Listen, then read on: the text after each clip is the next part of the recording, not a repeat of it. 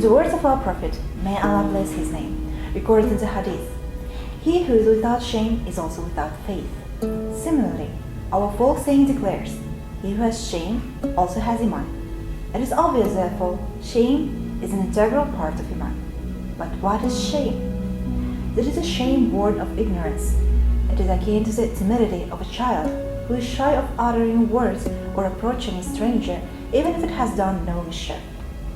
He who is guiltless before the Sharia in his own conscience, but is ashamed of what he should not be ashamed, displays a sure sign of stupidity and low breeding. But true shame is that felt by a person who commits an action contrary to the Sharia laws, human conscience, and human dignity. Such shame is of two kinds. One is when you are ashamed not of yourself, but of another man's misdeeds. You are ashamed because you feel for the wrongdoer, and you think, heavens, what has happened to this man? How could he commit such an unworthy act? And you blush for him.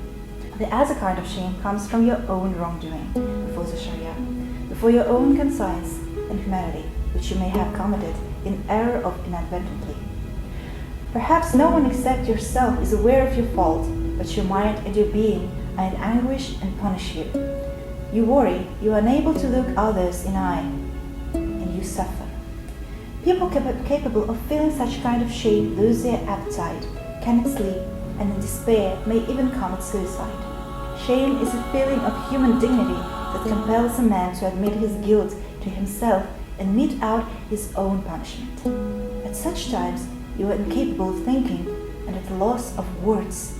You have no time enough to wipe away the tears as they pour down. You feel like a sniveling cur. Unable to meet other people's gaze, you are blind to everything around you. The person who knows about such torments, but instead of magnanimously forgiving the offender, only makes his suffering worse, is lacking in humanity and mercy. The people I see around me nowadays are ashamed of nothing and incapable of blushing. I've admitted my fault. What else do you expect me to do? They say, or they make excuses. Yes, I behaved badly, but don't you ever do the same? Or they may argue, such and such people have done this or that, but they're still walking the earth as if nothing happened. Compared to them, I've done nothing wrong. Besides, I had good reason to act like that. Instead of being ashamed of their action, such people set out to whitewash themselves. What shall we call such people? Shamefaced or shameless? The Hadith and the words of the sage do not allow us to call them shamefaced. Now, have such people Iman or have they not?